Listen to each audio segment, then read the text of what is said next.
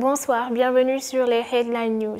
Le président de la République, M. Macky Sall, a profité de la célébration de la journée de l'Organisation de l'Unité africaine ce jeudi pour inviter les professionnels des médias à réguler eux-mêmes leur milieu. L'examen du certificat fin d'études élémentaires a été repoussé jusqu'au 7 juillet 2021. Le baccalauréat, lui, se tiendra vers la fin du mois de juillet. Il sera précédé du bac technique qui aura lieu le 1er juillet 2021. Les examens seront clôturés par le brevet de fin d'études moyennes le 9 août 2021. Le ministre de l'Éducation nationale l'a confirmé aujourd'hui.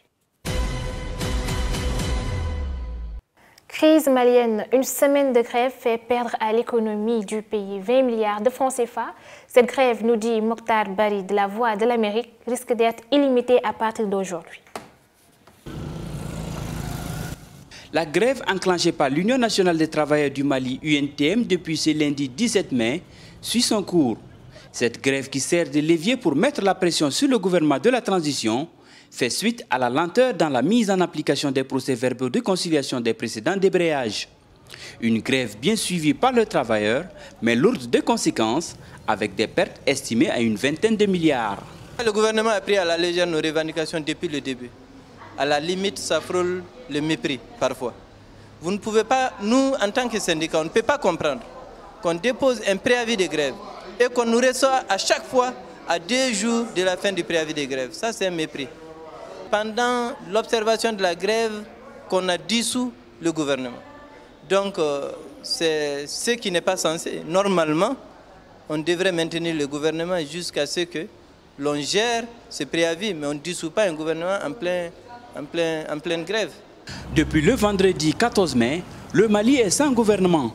Le groupe de suivi de la transition, un organe représentatif de la mission des Nations Unies, la CEDEAO et l'Union africaine, essaie de sauver l'essentiel. Nous estimons qu'il faut rapidement que cela cesse parce qu'on a dit aux syndicats, vous faites ainsi 4 jours et s'il n'y a pas de gouvernement, qu'est-ce que vous faites? Donc il ne faut pas rester dans l'impasse. C'est pourquoi nous avons pris le taureau par les cornes et nous avons été rencontrer le syndicat, ce qui a été bien apprécié, ils ont bien compris notre démarche et donc nous estimons que peut-être d'ici aujourd'hui ou demain, la situation pourra se calmer et il y a des bons offices aussi que le gouvernement a mis en place. Donc l'un dans l'autre, on essaie d'appeler les gens à la raison. La grève de l'UNTM prend une pause ce samedi à 0h et reprendra si rien n'est fait le lundi 24 mai à 0h jusqu'au vendredi 28 mai, date à partir de laquelle elle sera illimitée.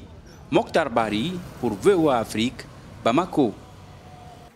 Trafic d'enfants en Côte d'Ivoire. 108 enfants victimes de la traite d'enfants dans les plantations de cacao viennent d'être sauvés par la police ivoirienne. Les coupables en cours de lourdes peines. Fabrice travaillait dans une plantation de cacao lorsque la police est venue l'arrêter. Le garçon fait partie d'un groupe de jeunes qui renoncent à l'école pour fournir une main-d'œuvre bon marché aux agriculteurs de cacao de Côte d'Ivoire. Quand j'étais à 10 ans, j'étais parti à l'école. Quand mes parents n'ont pas l'argent, je suis sorti pour les aider au champ, au travail.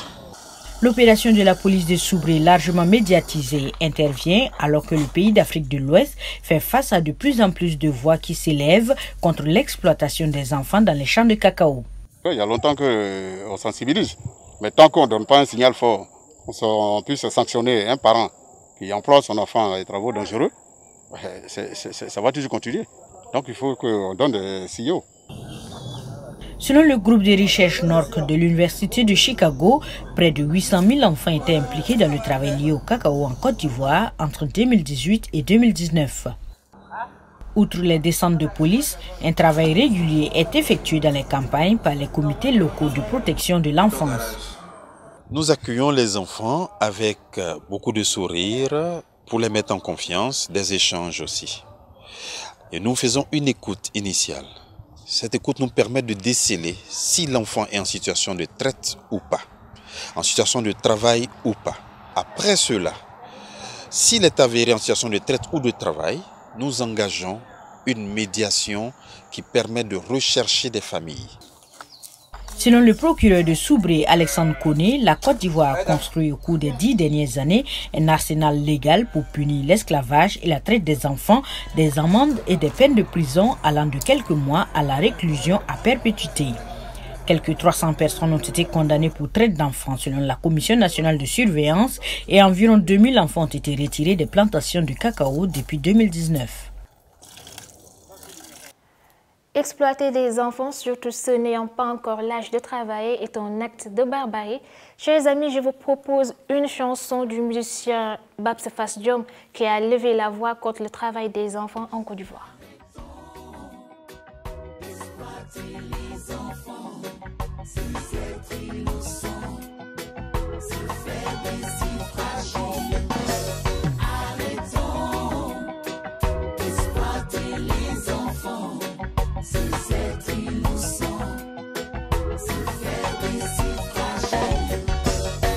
Regarde autour de moi, ce que je vois me fait si mal.